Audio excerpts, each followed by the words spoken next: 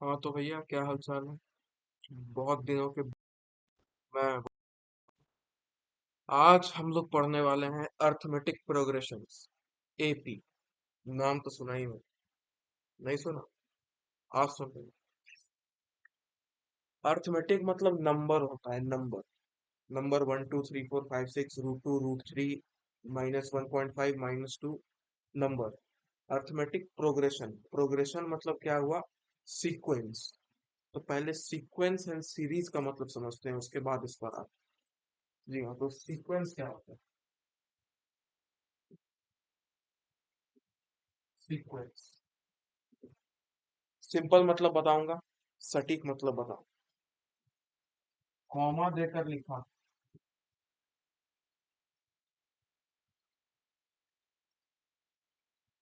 Comma देकर लिखा।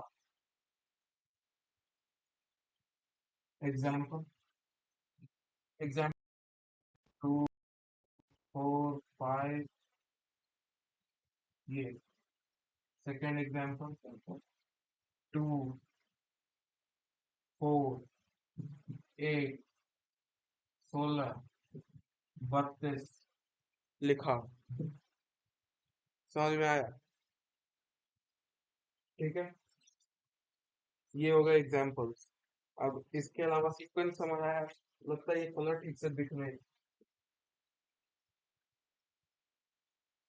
मतलब है इसका कॉमा देकर लिखा हुआ हो, अगर कोई नंबर्स नंबर्स कॉमा देकर लिखे हो, that is sequence. Now what is series?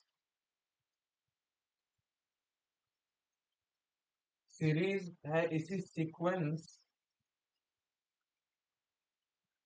का सम एडिशन। यही जो सीक्वेंस आपको दिया है ना, सीक्वेंस ऑफ नंबर्स, इन्हीं सीक्वेंस में हर एक टर्म को ऐड करते चले जाएंगे। First term, second term, third term, fourth term, up to N terms add कर दें, तो ये हो जाएगा सीरीज। इन्हीं का एडिशन हो जाएगा सीरीज। क्लियर है? एग्जाम्पल 1 2 3 4 ऐसे चल रहा है। मुझे फोर चार टर्म तक का सम निकालना है, तो 4 + 3 + 2 + 1 दैट इज 10। 10 आ जाए 10। ठीक है। आई थिंक क्लियर है। तो सीक्वेंस एंड सीरीज का मतलब तो समझ आया। तो कौन कौन से सीक्वेंस होते हैं, कौन कौन सी सीरीज होती है, मतलब टाइप्स क्या होते हैं? तो देखिए, हम लोग को जो पढ़ना होता है वो तो चार तरह के पढ़ना होता है। आज हम लोग उसमें पहला तरीके का पढ़ने वाले हैं, दैट इज एपी। पर कौन कौन से होते हैं, अगर ये मैं आपको बताने जाऊं, तो एपी होता है arithmetic progression, geometric progression, harmonic progression and AGP. ये भी इंपॉर्टेंट है। अर्थमेटिक ज्योमेट्रिक प्रोग्रेशन और टेलीस्कोपिंग सीरीज भी एक होती है। खैर वो बात की बात। तो आज हम लोग ये सब नहीं, सिर्फ ये पढ़ने वाले हैं, दैट इज एपी। तो एपी तो अर्थमेटिक नंबर्स प्रोग्रेशन मतलब कि सीक्वेंस, सीक्वेंस को ही प्रोग्रेशन करते हैं, तो नंबर्स का सीक्वेंस, नंबर्स का सीक्वेंस, दैट इज एपी। तो भैया कैसे पढ़ना है, क्या करना है, जरा समझाइए। मैंने कहा भाई ठीक। मैंने कहा अच्छा ठीक है, बताता हूँ। तो देखो क्या करना है। तो हम लोग स्टार्ट कर रहे हैं एपी। तो इसमें टर्म्स कैसे लिखे होंगे ये समझते हैं। तो पहले टर्म को ए कहा जाता है। ए क्यों कहा जाता है? भाई कहा जाता है यार, क्यों कहा जाता है? क्या कहा जाता है? 2 + 2 4 ही क्यों होता है? कहा जाता है A. A B C D A, first letter of the alphabet. A पहला टर्म। दूसरा A + D। अब डी क्या है? इसके पहले एक सिंपल परिभाषा ही आपको बता देता हूँ मैं, हमारी लैंग्वेज में जो परिभाषा होती है, जो हम लोग को समझ आती है भैया। तो क्या है? कॉमन एपी क्या हुआ? AP is nothing but common difference D.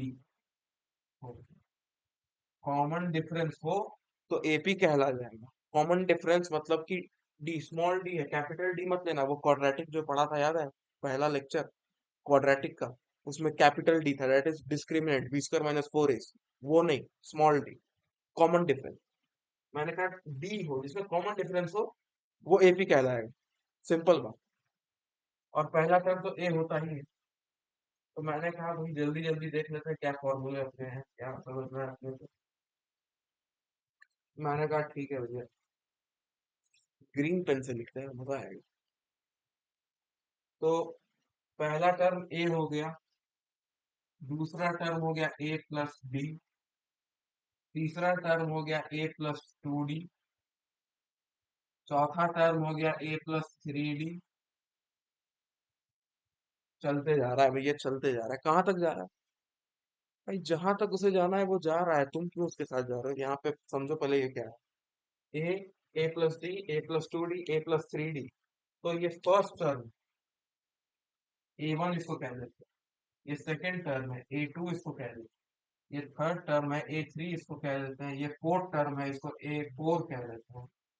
मैंने कहा ऐसे क्यों कह रहा है भाई? कहने का तरीका है, जो कहना है टी वन टर्म टू कर दो। टेंथ क्लास में लोग ए वन करके पढ़ते हैं, बाद में इसको टी वन करके पढ़ा जाता है, क्योंकि ऐसे होता है सिग्मा टी आर, आएंगे आएंगे उसको, है। ये ए वन ए टू, तो कॉमन डिफरेंस कैसे निकलता है? मैंने कहा बहुत ही सिंपल है, ए टू माइनस ए वन कर, ए टू माइनस ए वन, तो क्या आएगा? ए, रुको एक सेकंड, तो क्या आएगा? ए टू, ये ए प्लस डी, तो a plus d minus this minus a, तो डी तो लिया ही था हमने, वही आ गया भैया, डी कॉमन डिफरेंस। क्लियर है? तो फर्स्ट में देखो, फर्स्ट टर्म में डी जीरो, सेकेंड टर्म में डी के साथ वन है, मतलब coefficient of D. Third term में डी के साथ टू है, फोर्थ टर्म में डी के साथ थ्री है ना भैया? है ना? दिख रहा है ना यार ये? तो एक कम हो रहा है डी, सब में ए है, तो हम इसकी अगर जनरल टर्म लिखें, इसकी अगर हम भैया जनरल टर्म लिख दें, जिससे हर एक टर्म निकल जाएगी, यानी कि जनरल टर्म। तो मैंने कहा क्या होगी जनरल टर्म? मैंने कहा बहुत ही सिंपल है यार, जनरल टर्म जो देखो बहुत ही सिंपल है। तो जनरल टर्म को हम लिखते हैं ए एन, ए एन से भैया जनरल टर्म। तो ए एन हो जाएगा, ए तो सब में था, प्लस डी आ रहा था, मैंने कहा डी लिख दिया। पर उसके साथ क्या हो रहा था, मैंने कहा कि टू में डी का कोफिशिएंट वन था, जो साथ में वो कोफिशिएंट, टू में सेकंड टर्म में डी का कोफिशिएंट वन था, थर्ड टर्म में डी का कोफिशिएंट टू था, फोर्थ टर्म में डी का कोफिशिएंट थ्री था। यानी कि जो टर्म ले रहे हैं, nth टर्म ले रहे हैं, उससे एक कम, nth टर्म ले रहे हैं तो उससे एक कम आ रहा था आपका डी का कोफिशिएंट। तो n लिया है, तो n माइनस वन ले लो, this is the general term of AP, that is a plus n minus one into d, a plus n minus one into d. और हमें ऐसे याद नहीं करना, ऐसे याद नहीं करना। जब इस तरह का क्वेश्चन आए तभी ये काम आएगा, ऐसे मैं आपको दूसरी चीज बता रहा हूँ जैसे याद करना। जैसे मान लो मुझे ए थ्री कह दिया इनका, अरे यार ये चल नहीं रहा है ठीक से, मैंने आपको ए थ्री कह दिया निकालना, तो क्या होगा? ए थ्री क्या होगा भाई? ए थ्री होगा ए प्लस एन माइनस वन। मैंने कहा एन माइनस वन ये सब नहीं करना है, थ्री देखा, मैंने कहा ए प्लस टू डी हो जाएगा, थ्री देखा ए प्लस टू डी हो जाएगा। मैंने कहा ए हंड्रेड क्या होगा, मैंने कहा एक कम, तो a plus ninety nine D हो जाएगा। मैंने कहा ए 550, मैंने कहा ए प्लस 549 डी हो जाएगा, 549 डी। क्लियर है? क्लियर है बिल्कुल? मैंने कहा क्लियर। मैंने कहा कि अब ये सब तो क्लियर है, अब बता दीजिए सर कि एस एन का क्या होता है? एस एन का फॉर्मूला, एस एन आपने सुना होगा, सम ऑफ एन टर्म्स, यानी कि ये तो सीक्वेंस था, series, series that is sum of N terms, उसका फॉर्मूला क्या है? मैंने कहा बहुत ही सटीक फॉर्मूला है, बहुत ही आसान फॉर्मूला, देखने में थोड़ा लंबा जरूर लगता है, पर ये इजी फॉर्मूला है। देखिए, एस एन, यहाँ पे सबस्क्रिप्ट में लिखा जाता है S N, n/2 2a plus n-1 × d। ये होता है भैया, याद करना पड़ेगा यार।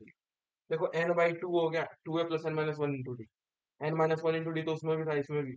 मैंने कहा ये फॉर्मूला मुझे कुछ देखा देखा लग रहा है, ये n-1 × d, ये तो कहीं देखा था ना अभी। अरे अभी पहले ही तो देखा था, भूल गए क्या यार? यार गजब बात कर रहे हो यार, तुम भूल गए।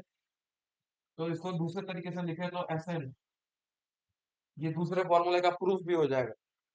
इसका प्रूफ तो बड़ा लंबा है, वो आता भी नहीं। n/2, इसको 2a को a+a कर दूं मैंने कहा ठीक है, a+n-1 × d।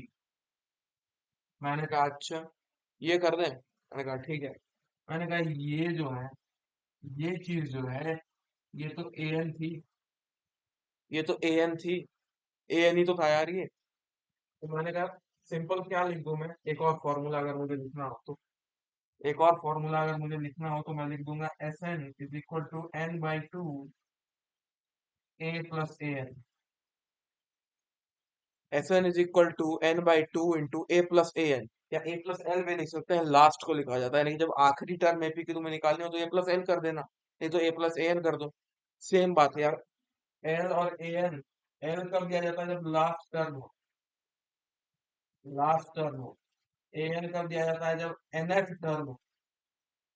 और when लास्ट टर्म और nth टर्म बराबर हो जाए, l = an हो जाए। जब लास्ट टर्म और nth टर्म बराबर हो जाए तो l = an हो जाए।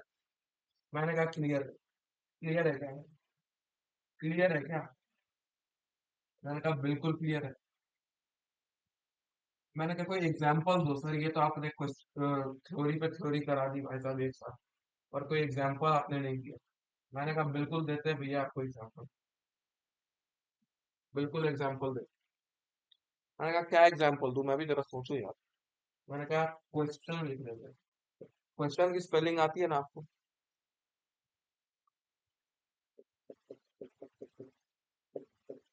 क्वेश्चंस, क्वेश्चन जिसे कहा जाता है, क्वेश्चंस, या क्वेश्चन आपको दे रहा हूँ मैं। क्या क्वेश्चन दो यार, कुछ भी ले लो यार। मान लो ये एपी है 3 8 8 5 13, 13 5 18, ये आपके चलते जा रहा है भैया, चलते जा रहा है, कहाँ तक जा रहा है? मैंने कहा उसके साथ मत जाओ, यहीं पे रहो और देखो कहाँ तक जा रहा है। ये भाई एन तक जा रहा है, मान, कहीं एन तक जा रहा है, कहाँ है इससे हमें कोई मतलब नहीं है, कहीं भी जा रहा है। तो मैंने कहा इसका आपको क्या निकालना है? पहले इसका कॉमन डिफरेंस निकालो, पहला पार्ट इसका, first part, find D, common difference. मैंने कहा ये A1 है, ये A2 है, ये A3 है, ये A4 है। मैंने कहा डी क्या होता था? डी होता था A2 - A1।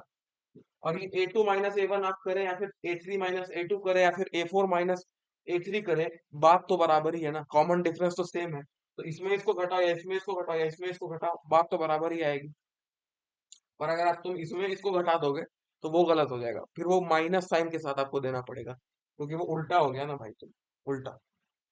खैर A2 - A1, A3 - A2, A4 - A3, an - an-1, that is also, ये भी तो होगा यार, an - an-1, ये भी आपका डी ही होता है। बिल्कुल, मैंने कहा ठीक।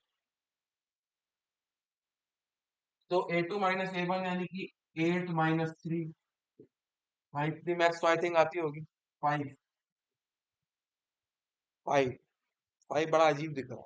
मैंने कहा कोई नहीं, फिर से लिख लेते हैं, ये रहा 5। देखो खूबसूरत दिख रहा है 5, बहुत ही एस की तरह दिख रहा है। मैंने कहा ठीक है भैया। मैंने कहा अब क्या करूं? मैंने कहा अब कुछ नहीं करो, अब आगे सॉल्व कर दो। मैंने कहा फर्स्ट तो डी निकल आया, ए क्या है? ए तो दिया हुआ है 3 है, ठीक है, ए तो दिया हुआ है कि 3 है, ये जो पहला टर्म है यही ए हो जाता है। क्लियर है? बिल्कुल क्लियर है, सटीक तरीके से। आगे बढ़ते हैं। तो निकालूं क्या मैं? मैंने कहा कि तुम तुम भैया निकाल दो, 20वीं टर्म निकाल दो मेरे लिए, 21वीं टर्म निकाल दो, 21st टर्म, कैलकुलेशन आसान हो जाएगी। तुम 20वीं भी निकाल सकते हो। 21वीं टर्म निकाल दो, यानी कि A21 निकाल दो। A21 मैंने कहा क्या होता था, मैंने कहा सीधा याद कर लिया भाई मैंने, A+20D होता था। A+20D होता था। मैंने कहा A क्या है, 3 + 20 इंटू डी क्या था भैया, 5 था। 21st टर्म निकाल रहे हैं, 19 A20 टर्म निकालोगे तो 19 आ जाएगा। तो 20 × 5 कितना होता, 5 दूनी 10 होता था, मैंने सुना था। एक जीरो और आगे 100 होता है। अरे भाई साहब, आईआईटी का सवाल सॉल्व कर दिया है तुम। क्या है यार, सिंपल बात है यार। 5 × 2 है ये 100, 100 + 3, 3 + 100 एक ही बात है, 103। 103 होता है, मैं 103 होता है। 103 में सारी डिजिट्स को जोड़ दे तो क्या होगा, 3 + 1 + 0 4। क्यों बताया, ऐसे ही मजा आ रहा था। मैंने कहा ठीक है, अब ये सब तो हो गया। आखिरी जो एसएन का भी कर ही लेते हैं, ये सब कुछ कर ही रहे हैं तो एसएन भी जरा निकाल। मैंने कहा एसएन भी निकाल। मैंने कहा सम ऑफ 19 टर्म, तूने कहा S20। अबे भाई साहब, बोर्ड ही गिर गया, बोर्ड ही गिर जाएगा यार ये। हमारी क्लास में ये सब क्या हो रहा है, अब कुछ आ गया।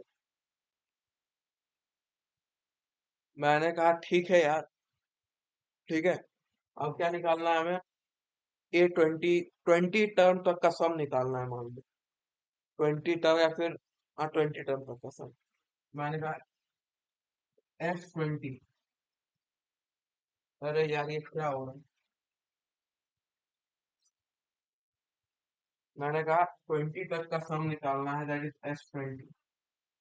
मैंने कहा n/2, 2a + n - 1 into D.